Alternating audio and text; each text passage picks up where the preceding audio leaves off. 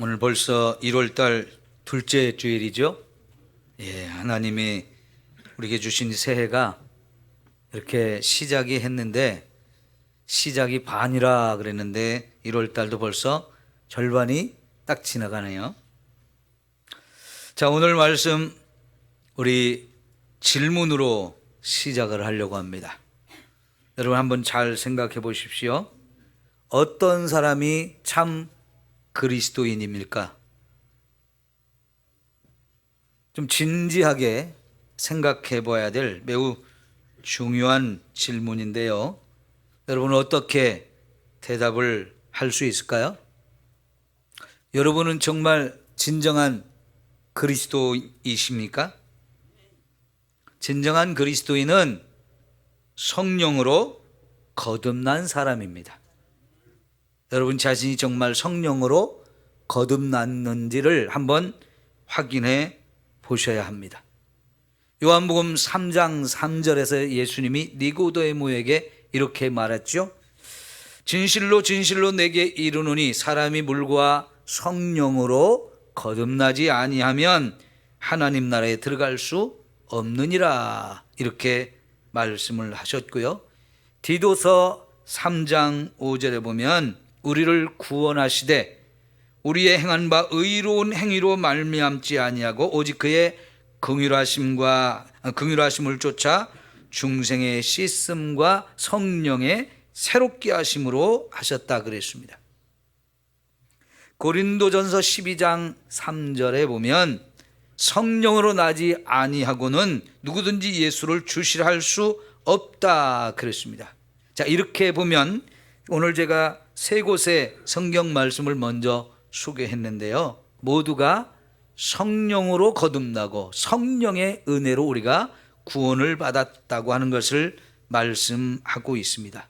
다시 말하면 성령의 은혜가 아니면 저와 여러분이 구원받을 수 없고 그리스도인이 아니라는 뜻입니다. 그래서 여러분, 우리가 성령으로 거듭났느냐 또 성령을 받았느냐 하는 게 매우 중요한 질문인데요. 오늘 말씀 처음 시작하는데 보면 사도 바울이 3차 선교 여행을 시작해서 에베소 교회에 갔습니다. 이미 그곳은 2차 선교 끝날 때쯤 바울이 잠깐 들려서 복음을 전했던 곳이고요. 거기에 아볼로라고 하는 사람이 복음을 전해서 예수를 믿는 사람들이 있었어요. 숫자는 많지 않았지만 오늘 말씀에 12명쯤 되었다고 그랬는데요. 그들을 처음 가서 바울이 보면서 질문한 게 뭐였습니까? 너희가 믿을 때에 성령을 받았느냐라고 질문을 합니다.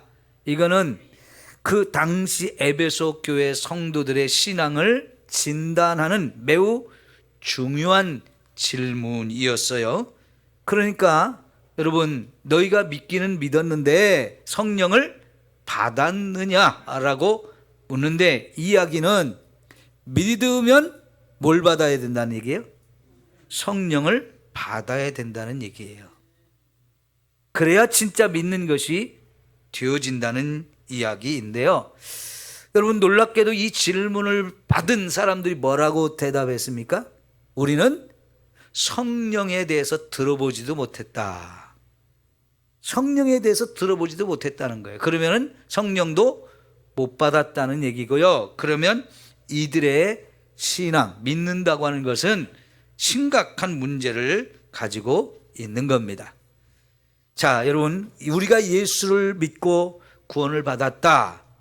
그거는요, 성령님의 은혜가 없이는 절대로 믿지도 못하고 구원받을 수가 없습니다.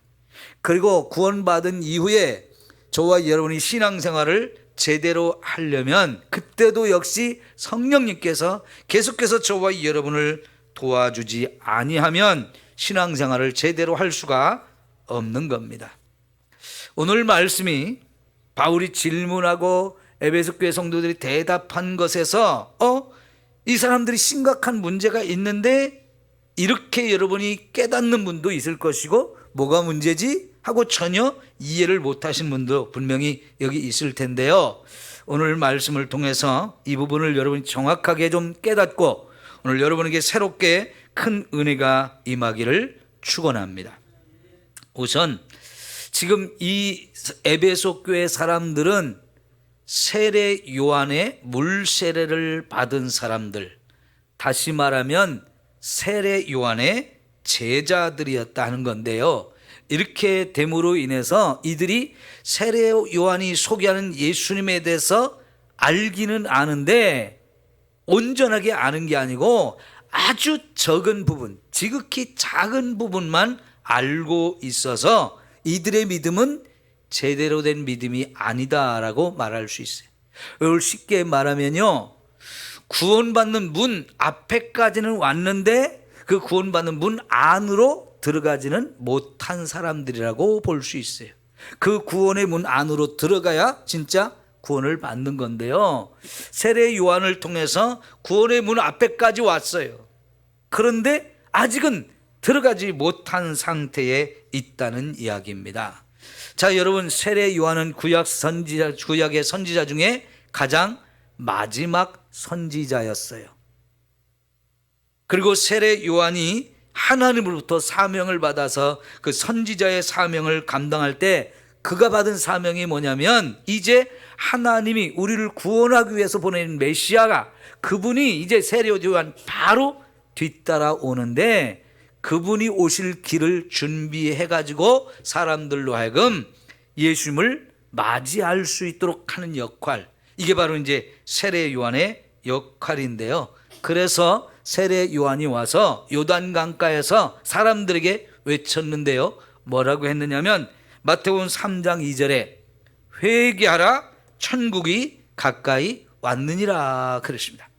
천국이 이제 가까이 왔으니까 그 천국 문에 들어가려면 뭘 하라는 거예요?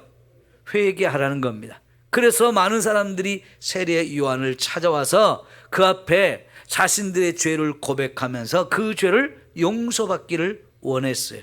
그래서 사람들이 회개할 때마다 세례 요한은 그들에게 요단강의 물로 물 세례를 주었는데요. 이렇게 함으로 인해서 이제 세례 요한 뒤에 바로 따라오시는 예수님을 맞을 준비를 하게 했던 거죠. 자, 그렇게 세례 요한이 이렇게 사역을 감당하던 어느 날 그 세례 요한 앞으로 예수님이 찾아오시죠. 그리고 그 예수님이 찾아왔을 때 이제 세례 요한은 이분이 내가 기다리던 분, 내가 소개해야 될 분, 그분이다라는 것을 깨닫게 돼요. 그래서 요한복음 1장 29절에 보면 보라, 세상 죄를 지고 가는 하나님의 어린 양이다라고 예수님을 사람들에게 소개했습니다. 세상에 죄를 지고 가는 하나님이 보내신, 하나님이 세우신 하나님의 어린 양이다, 이렇게 소개를 했어요. 지금 세례 요한이 누구를 가리키는 거예요? 예수님을 가리키는 거죠. 자, 그러면 여러분 보십시오. 세례 요한이 여기 예수님이 계셔요. 그래서 제가 세례 요한이 손으로 예수님을 가리키면서 보라, 세상 죄를 지고 가는 하나님의 어린 양이다 그랬으면 여러분은 지금 어디를 봐야 돼요? 제 손이 가리키는 예수님을 봐야죠. 그런데 여러분이 제 손을 보면 어떻게 돼요? 예수님을 가리키는 제 손만 보고 있으면 이거는 잘못된 거죠. 누구를 봐야 돼요? 제 손이 가리키는 예수님을 봐야 되잖아요. 근데 지금 이 에베소 교회 사람들은 예수님을 가리키는 사람 세례 요한만을 보고 있는 거예요. 그러니까 이게 잘못된 거죠. 그래서 이 세례 요한이 누가복음 3장 16절에 보면 뭐라고 말하냐면, 나는 물론 너희에게 세례를 베풀거니와 나보다 능력이 많으신 이가 오시나니 나는 그의 신발끈 풀기도 감당하지 못하겠노라. 그는 성령과 불로 너희에게 세례를 베푸실 것이다 라고 예수님에 대해서 소개합니다. 그리고 내가 지금 물 세례를 여러분에게 베푸는 것은 여러분이 죄인인 걸 알고 그 죄를 해결해 주실 예수님께 가서 이제 예수님을 통해서 여러분의 죄를 다 용서받을 수 있다, 이거를 가르치는 것이라죠. 그러면 나는 이제 물세례를 베풀지만 그 예수님은 너희에게 성령과 불로 세례를 베푸실 것이다, 이렇게 예수님에 대해서 계속 소개를 했던 겁니다. 그런데 여전히 그 예수님을 바라보는 게 아니고 예수님을 가리키는 세례 요한의 손을 좀 보고 있는 모습과 똑같다 하는 거예요.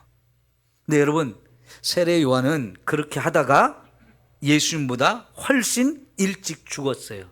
그러니까 세례 요한과 세례 요한을 따르던 사람들은 세례 요한이 죽은 다음에 예수님이 정말 중요한 일을 하셨거든요. 그게 뭡니까? 예수님의 십자가의 죽으심, 그리고 죽은 자 가운데서 부활하심, 그리고 그분이 이제 세자들에게 성령을 부어주시고 성령을 충만케 하시는 이런 일들은 세례 요한도 모르고 세례 요한을 따라다니기만 했던 그 제자들도 예수님의 그 가장 중요한 부분은 모르는 거예요. 그러니까 지금 이 에베소 교회 사람들도 세례 요한의 제자로서 예수님에 대해서 알기는 아는데 세례 요한이 죽기 전까지의 예수님, 그 모습만 알기 때문에 제대로 된 예수님을 알지 못하고 그래서 온전한 구원을 이루지 못했다라고 표현을 할 수 있는 거예요. 자, 그럼 보세요. 사람들이 세례 요한에게 찾아와서 자신이 죄인인 걸 알고 회개를 했다고 그랬죠? 그러면 그 사람들의 죄를 용서받은 걸까요? 용서 못 받은 걸까요?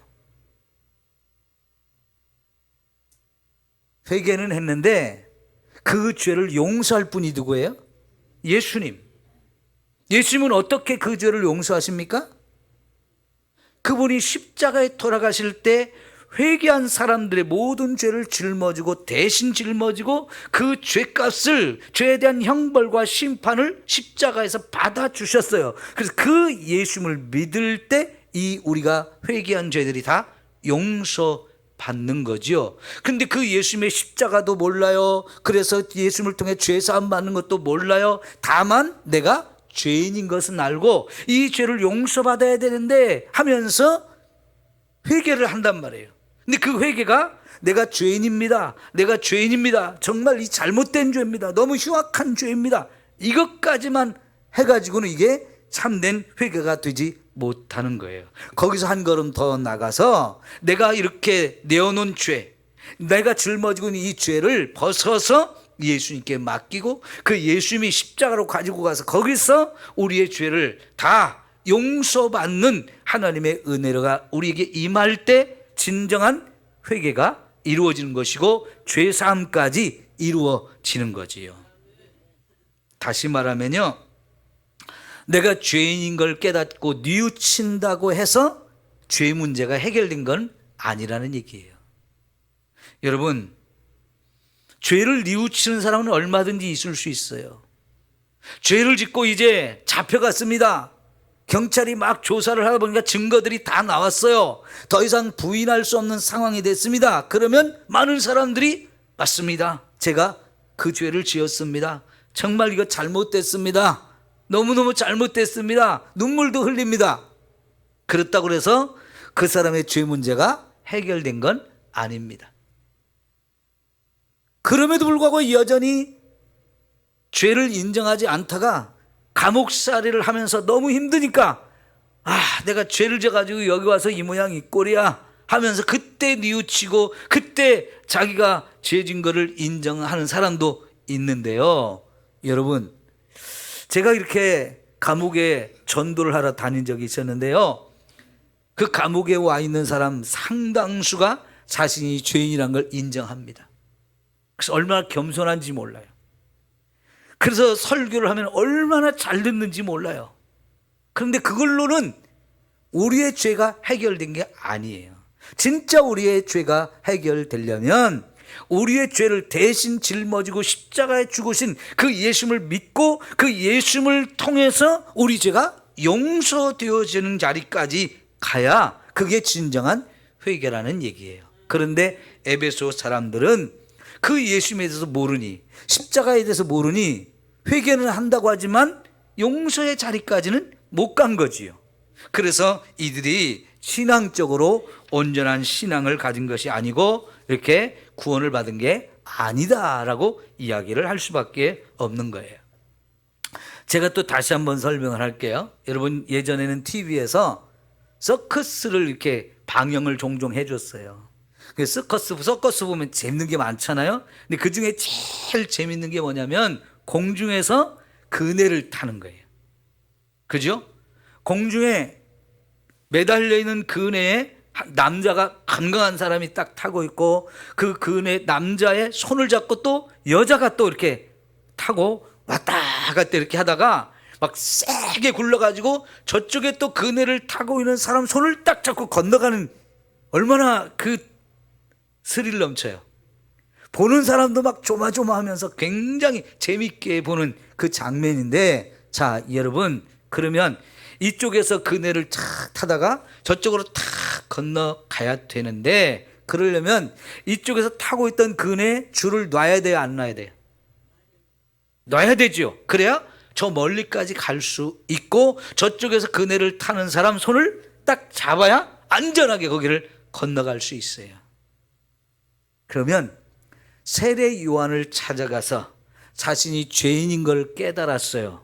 근데 세례 요한은 너희들의 죄를 짊어지고 가는 하나님의 어린 양이 저기 있다 그랬으면 이제 세례 요한이 소개하는 예수님에게로 딱 가야 되잖아요. 그죠? 그럼 가려면 세례 요한을 잡고 있던 손을 놓고 예수님의 손을 잡아야 되거든요. 그런데 이 사람들이 여전히 세례 요한의 손만 잡고 예수님을 보기는 보는데 이 손을 못 놓고 저쪽을 못 잡는 거예요. 지금 그 상황이 에베소 교회 성도들의 모습이었다 하는 거지요. 자, 그래서 세례 요한이 질문을 한 거예요. 너희가 믿을 때에 성령을 받았느냐라고 물었더니 성령이 누군데요? 성령이 뭔데요? 이 전혀 말이 안 되는 거지요. 그게 이제 그 당시 에베소 성도들의 문제를 드러내는 매우 중요한 질문이었고요. 그 질문을 통해서 바울이 확실하게 깨달은 거예요. 이들은 예수님을 아직 잘 모르고 있구나. 그래서 성령도 못 받았구나. 그래서 이제 사도 바울이 이제 19장 4절 말씀을 봅시다. 바울이 이르되 요한이 회개의 세를 베풀며 백성에게 말하되 내 뒤에 오시는 이를 믿으라. 그랬죠? 이건 요한이 한 말이에요. 그러면 그 내 뒤에 오시는 분이라고, 믿어야 되는 분이라고 했던 그분이 누구냐? 바로 예수님이다 라고 가르쳐 줘요. 그때서야 이들이 예수님에 대해서 제대로 이제 세례 요한을, 이제 바울을 통해서 예수님에 대해서 배우게 되는데, 여기부터 시작해서 바울은 예수님의 십자가의 죽으심과 부활에 대해서, 그리고 그 후에 성령을 부어주시는 이 사건까지 쭉 이야기를 해주고 나니까 이제서야 세례 요한을 잡고 있던 손을 내려놓고 예수님을 붙들게 된 거죠. 그래서 이제 그들이 예수의 이름으로 세례를 받았다. 전까지는 요한이 베푸는 물 세례만 받았어요. 그런데 이제 드디어 예수님을 통해서 성령 세례를 예수님의 세례를 받는데, 그 세례를 가리켜서 우리는 성령 세례다라고 이야기를 하는 겁니다. 여러분, 우리가 예수님을 제대로 알고 믿어야 진짜 구원에 이룰 수 있게 되어지는 겁니다. 구약의 모든 사람들과 모든 사건이 결국은 예수님이 어떤 분인지를 우리에게 소개해 주는 거예요. 그래서 구약의 성경을 읽으면서도 우리는 예수님을 찾아야 되는데, 요한복음 5장 39절에 보면 예수님이 이런 말씀을 해요. 모든 성경이 곧 내게 대하여 증언하는 것이다. 이 모든 구약 성경 전체가 예수님을 증언하고 있다는 겁니다. 그래서 영생을 얻으려고 너희들이 성경을 상고하는데, 그 성경에서 나를 찾아야 내가 너에게 영생을 준다라고 예수님이 말씀하셨지요. 지금 바울의 가르침대로 이제 예수님이 누구인지를 이 사람들이 깨닫게 되고, 그래서 예수님을 믿고 예수님의 이름으로 세례를 받게 되어진 것입니다. 자, 그러면 예수님의 이름으로 세례를 받는다, 그 얘기는 바로 성령을 받는다는 이야기가 되어지는 거예요. 왜냐하면 우리가 예수를 믿고 구원받는 것도, 그리고 구원받은 이후에 신앙생활을 제대로 하느냐 엉터리로 하느냐, 이것도 다 성령의 은혜와 성령의 역사로만 가능하기 때문인 거예요. 아까 제가 처음에 설교를 시작하면서 성경 구절 세 곳을 말씀을 드렸죠. 첫째, 요한복음 3장 3절에서 너희가 물과 성령으로 거듭나지 아니하면 하나님 나라 들어갈 수 없다고 그랬죠. 성령으로 우리가 거듭나야 된다. 다시 말하면 성령 하나님께서 저와 여러분을 거듭나게 할 때 드디어 우리가 하나님 나라에 들어갈 수 있게 되었다는 겁니다. 성령님께서 예수님이 누구인지 우리에게 가르쳐 주시고 깨닫게 하시고 믿게 하실 때에 저와 여러분이 드디어 예수님을 믿게 되고 드디어 구원이 저와 여러분에게 이루어져요. 성령의 저와 여러분에게 가르쳐 주지 아니하면 우리가 성령 하나님을 통해서만 예수님을 믿을 수가 있는 겁니다. 자, 그래서 여러분 에베소서 2장 8절에 보면 이 믿음조차도 하나님이 저와 여러분에게 주시는 선물이라는 거예요. 이 성령이 주시는 선물, 이 성령의 선물로 예수님을 믿게 되어지고, 그래서 저와 여러분이 이제 거듭나고 구원받은 자가 되는 것이라고 말씀하고 있는 거지요. 그러니까 여러분, 예수를 믿으면 그 믿는 순간 저와 여러분에게 성령님이 오셔요. 그걸 가리켜서 성령의 세례를 받는 거다. 또 다른 말로 하면 성령이 내 안에 거하신다, 이렇게 표현을 하는데요. 자, 이제 여러분이 성경을 한번 찾아봤으면 좋겠는데요. 고린도전서 3장 16절이에요. 이제 졸지 마시라고 고린도전서 3장 16절 찾아볼게요. 오늘 제가 성경 구절을 많이 말씀을 드리는데 다 찾아보려면 시간이 많기 때문에, 너무 많이 들기 때문에 몇 골만 찾아보는 거예요. 고린도전서 3장 16절 시작. 너희가 하나님의 성전인 것과 하나님의 성령이 너희 안에 계시는 것을 알지 못하느냐 그랬어요. 자, 우리는 하나님이 하나님의 성전으로 우리 몸을 삼으셨대요. 다시 말하면 성령 하나님이 내 안에 와 계심으로 인해서 저와 여러분이 하나님의 성전이 되었대요. 그 얘기는 지금 성령님이 어디 계시다고요? 내 안에 계시다는 거예요. 예수를 믿는 순간 성령님이 내 안에 계셔서 나와 함께 계시기 때문에 저와 여러분의 몸을 뭐라고 말합니까? 하나님의 성전이다. 그래서 이 성전을 더럽히지 말라, 그렇게 말씀하시. 우리 몸을 더럽히는 거, 그건 성전을 더럽히는 것이고, 그러면 성령님으로 하여금 근심하게 만드는 거예요. 자, 조금 더 넘어가서 6장 19절 20절 볼게요. 6장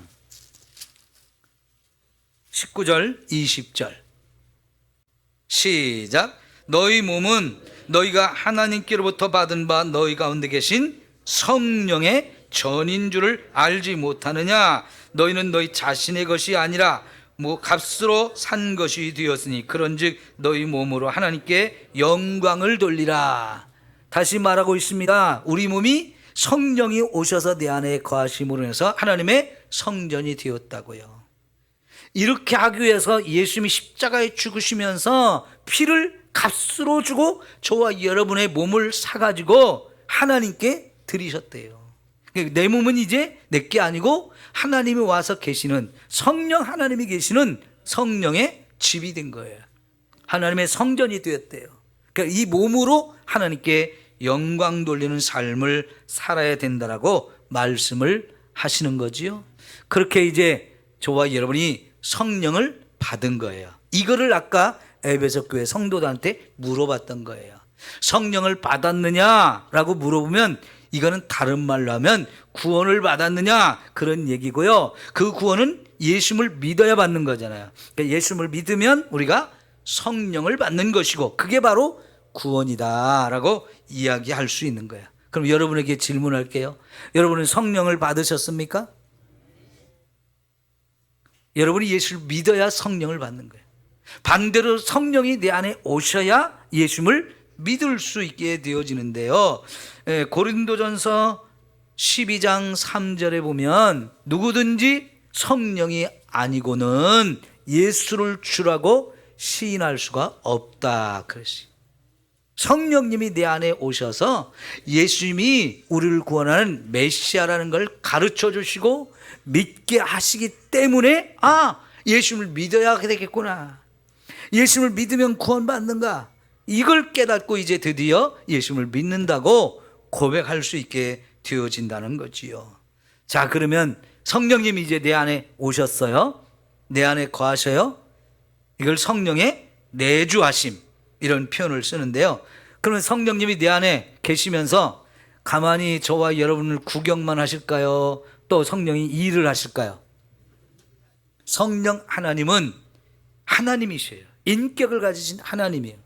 그냥 내 안에 와서 대접만 받으려고 오신 게 아니고 저와 여러분으로 하여금 이제 신앙생활을 제대로 할 수 있도록 돕는 일을 하시는데 그걸 가리켜서 뭐라고 하냐면 성령의 인도하심이라고 하는 거예요. 성령님이 저와 여러분을 인도해 주신대요. 그러면 성령의 인도하심 이 부분을 좀 우리가 더 알아야 되겠는데요. 자, 고린도전서 6장을 펴고 있죠. 앞으로 조금만 오면 로마서 8장 있어요. 로마서 8장. 로마서 8장은 매우 중요한 장이기 때문에 여러분이 좀 많이 읽고 많이 깨달았으면 좋겠는데요. 자,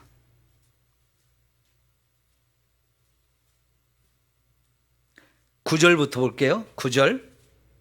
만일 너희 속에 하나님의 영이 거하시면 너희가 육신에 있지 아니하고 영에 있나니 누구든지 그리스도의 영이 없으면 그 다음 뭐라고요? 그리스도의 사람이 아니다. 우리가 그리스도인이라는 것은 내 안에 하나님의 영, 성령님이 오셔야만 그게 가능하다는 얘기죠. 자, 그 다음에 여러분 이제 12절 볼게요. 그러므로 형제들아 우리가 빚진 자로도 육신에게 져서 육신대로 살 것이 아니니라. 너희가 육신대로 살면 어떻게 되느냐? 반드시 죽을 것이로되 영으로서 몸의 행실을 죽이면 살리니. 그러니까 우리는 영도 가지고 있고 육도 가진 사람들인데요, 육신이 원하는 대로만 살면 그건 죽음의 길로 가는 거래요. 그래서 저와 여러분이 영으로 인도함을 받아야 되는데, 자 14절 무릇 하나님의 영으로 인도함을 받는 그 사람이 곧 하나님의 아들이다. 하나님의 자녀가 된 저와 여러분은 반드시 하나님의 영, 성령의 인도하심을 받아서 살아야 된다는 거예요. 그러면 성령이 저와 여러분이 오셔서 인도하는 걸 구체적으로 성경을 하나 더 찾아봅시다. 요한복음 14장이에요. 요한복음 14장.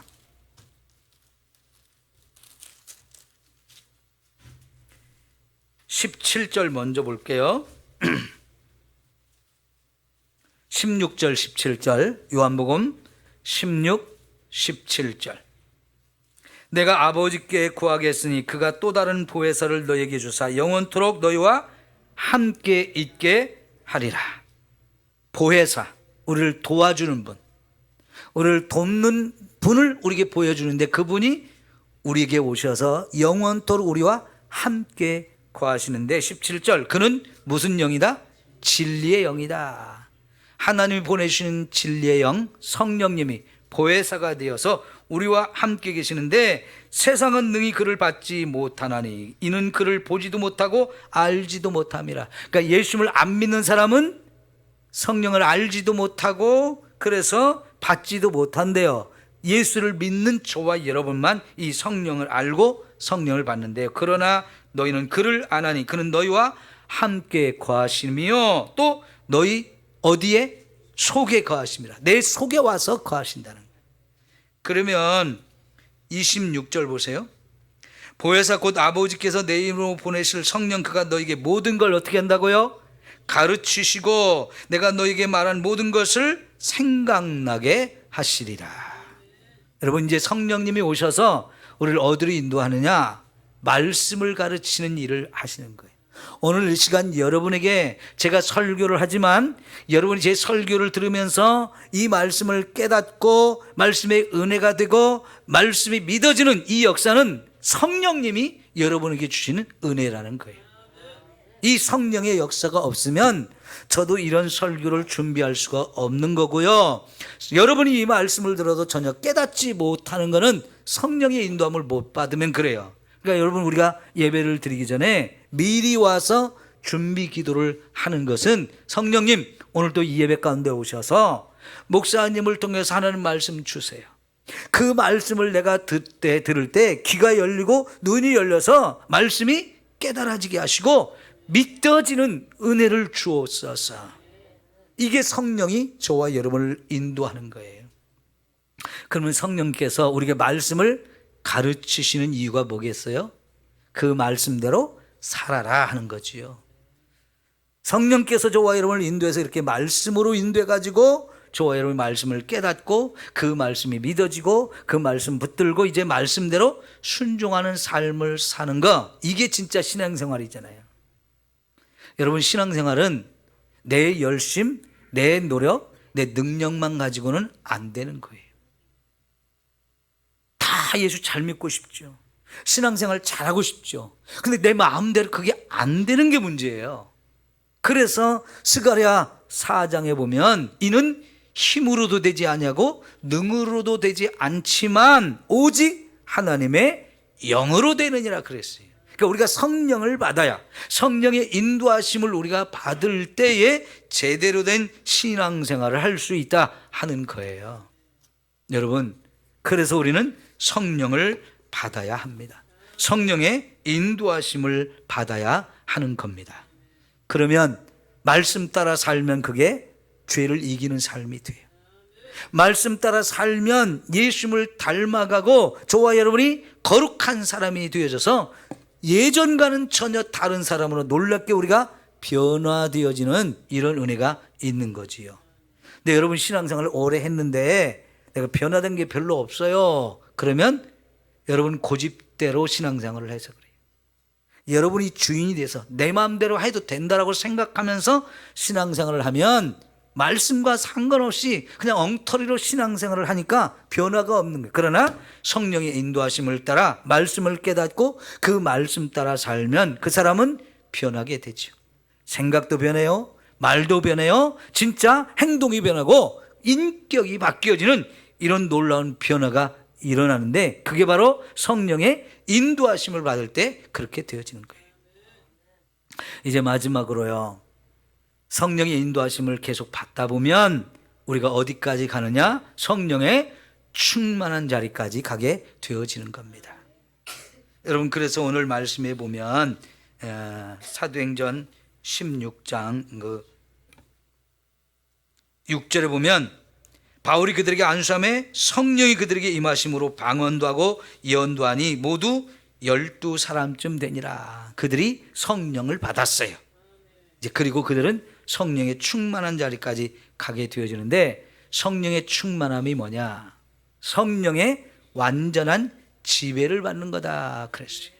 여러분, 에베소서 5장 18절에 이렇게 말했어요. 술 취하지 말라. 이는 방탕한 것이니 오직 성령으로 충만함을 받으라 그랬어요. 여기 보면 술 취하지 말라고 하면서 성령의 충만함을 받으라고 표현하는데, 왜냐하면 이 성령 충만함을 받는 것과 술 취하는 것이 비슷한 면도 있고 다른 면도 있어요. 자, 그러면 사람이 술에 취한다는 얘기는 술에 완전히 지배를 당한 거죠. 사람이 처음에는 사람이 술을 마시는데, 그죠? 그 다음에는 술을 마시고, 그 다음엔 술이 사람을 마신다 그러잖아요. 그래서 술이 취한 상태, 그거는 술에 의해서 완전히 지배를 받는 상태가 돼요. 그래서요, 술을 한번 먹기 시작하면 웬만한 우리나라 사람은 꼭 2차, 3차를 가죠. 왜 그래요? 이제 처음에는 술을 먹었는데 술이 자꾸 술을 땡겨요. 그래서 2차도 가고 3차도 가다 보면 이제 술에 지배를 당하지요. 그러면 그때부터 사람이 달라져가지고 어떻게 됩니까? 기분이 좋아져요. 막 노래가 나와요. 춤을 춰요. 말도 많아요. 근데 그런 상태가 성령의 충만한 거고 비슷한 거예요. 여러분, 성령의 인도함을 받되 성령이 인도해 주시는데 억지로 끌려가는 사람이 있고 막 순종하면서 가는 사람이 있어요. 그죠? 억지로 끌려가는 사람은 신앙생활이 재미가 없어요. 마지못해서 해야 돼요. 목사님 눈치 봐서 하고 자꾸 하라고 하니까 하고 하기 싫은데도 또 억지로 구역 식사 당번하려면 이거 정말 고역이다. 예. 여러분이 연세가 드신 분들이 많아서 힘들지만 성령의 은혜를 받고 하면 그래도 감사하면서 할 수 있어져요. 여러분, 그래서 억지로 하는 게 아니고 성령이 인도하신 대로 감사하며 또 따라가고 또 따라가다 보면 이게 점점 우리가 성령의 지배를 받는 자리까지 가게 되어지는 것이고요. 그 상태가 되어지면 진짜 기쁨이 넘쳐요. 감사가 넘쳐요. 무슨 일이든지 감당할 수 있는 은혜와 능력으로 충만하게 돼요. 말이 많아지는데 그 말은 전도하는 말이 돼요. 예수를 믿더니 이렇게 좋아졌다. 예수를 믿으면 구원받는다면서 자꾸 이웃에게 전도하는 사람이 되어지고요. 또 그 사람들이 힘들고 어려운 문제가 있을 때 내가 기도해주면 성령의 나타남과 성령의 역사로 말미암아 질병도 치유되고 귀신도 떠나가고 문제도 해결되어지는 일들을 우리가 같이 경험하게 되어지는 거예요. 이게 바로 성령의 충만한 자리까지 가게 되어지는 거죠. 이게 신앙생활의 가장 멋지고 아름다운 모습이에요. 오늘 여러분 그 자리까지 우리 갑시다. 그래야 신앙생활 재밌게 할 수 있어요. 신나게 할 수 있어요. 신앙생활 하지만 성령의 인도하심을 따를 때도 있고 안 따를 때도 있고 그러면서 자꾸 내가 더 앞장서게 되고 내가 주인 노릇하게 되면 억지 춘향이 돼서요 재미가 없어요. 이왕의 신앙생활 하는 거 진짜 성령 받아가지고 충만해서 기쁨으로 감사로 멋지게 신앙생활 할 수 있기를 축원합니다. 기도합시다. 하나님 아버지, 사도 바울이 에베소 교회에 가서 너희가 믿을 때 성령을 받았느냐 했을 때 그들은 성령을 알지도 못했습니다. 예수님에 대해서도 제대로 알지 못했습니다. 천국 문 앞에까지는 갔지만 천국 문에 들어가지 못한 그들이었는데 이제 바울을 통해서 예수님이 누구인지를 제대로 알게 되므로 그들이 죄 사함의 그 기쁨과 감격을 누리게 되었습니다. 예수님을 믿고 성령의 세례를 받으며 성령의 인도하심을 받고 성령이 가르치시고 이끌어 가신 그게 순종하다 보니 성령 충만한 자리까지 가게 됩니다. 하나님, 우리 성도들 정말 이 성령의 충만한 은혜를 부어 주시옵소서.